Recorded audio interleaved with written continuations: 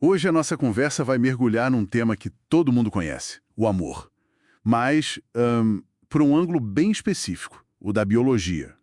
A gente vai explorar um material sobre as pesquisas do Dr. Paul Zak, sabe? Focado na ocitocina. Isso, que ele até chama de a molécula do amor, né? Ligando esse hormônio com empatia, com bondade. Exato. E o texto traz uma citação dele que é bem forte. Não precisamos de Deus ou do governo para nos dizer o que fazer. Está tudo dentro de nós. É impactante, né? Com certeza. Marca bem a posição. Então, a nossa ideia aqui é tentar desvendar essa perspectiva neurocientífica do amor que o material apresenta.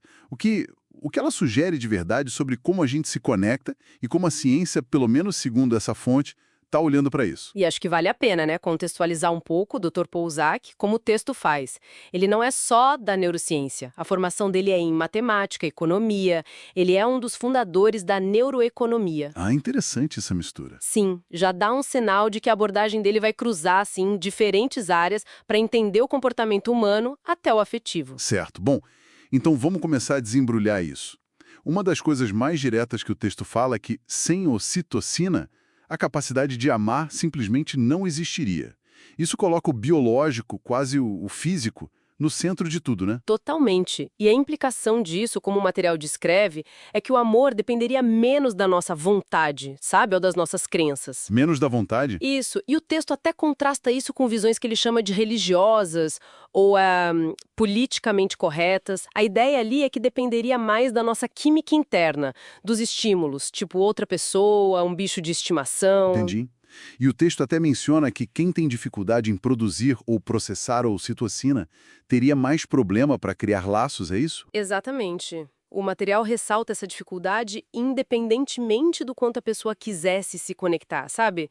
Seria uma barreira mais física mesmo. E essa ideia da biologia sendo tão central leva a um ponto que o texto destaca como, bem, avançado, quase coisa de ficção científica, né? Sim, ele menciona os avanços. Fala de um spray de ocitocina que já existe nos Estados Unidos e que estaria sendo usado em tratamentos psiquiátricos, é isso mesmo? Isso, o texto cita o uso experimental, por exemplo, em condições como autismo, para tentar melhorar a interação social.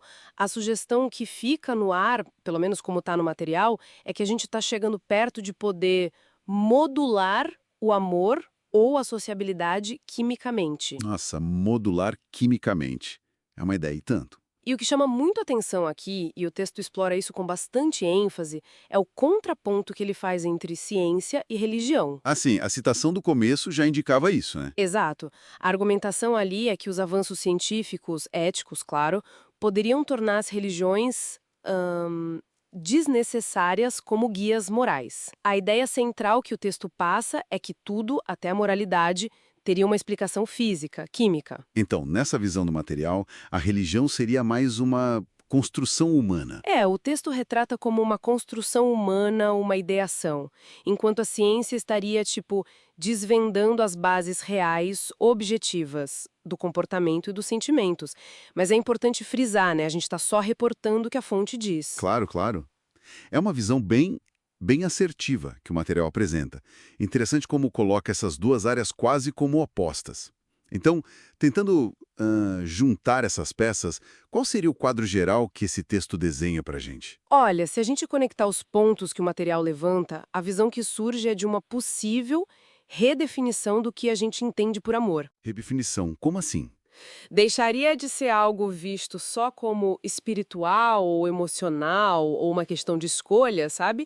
E passaria a ter raízes biológicas, químicas, muito mais determinantes do que talvez a gente pensasse. Mais determinantes. É.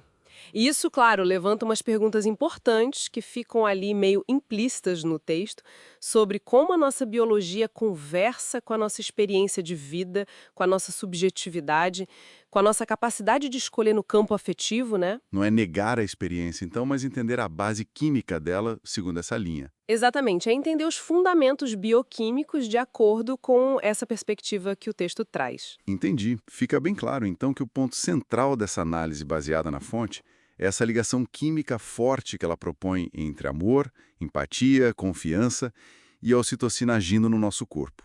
Uma visão bem focada no substrato físico das emoções. Isso. E para a gente fechar com uma provocação, né, inspirada diretamente nas ideias do texto, se a gente levar a sério essa ideia de que emoções tão importantes para a gente têm uma base química tão forte... E que talvez possam até ser moduladas de fora, como o exemplo do spray sugere. Exato.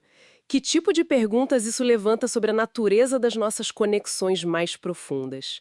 Como a gente pensa essa interação complexa entre a nossa biologia, que a gente herda, e toda a nossa história única de afeto, de relacionamentos? Fica aí pra gente pensar.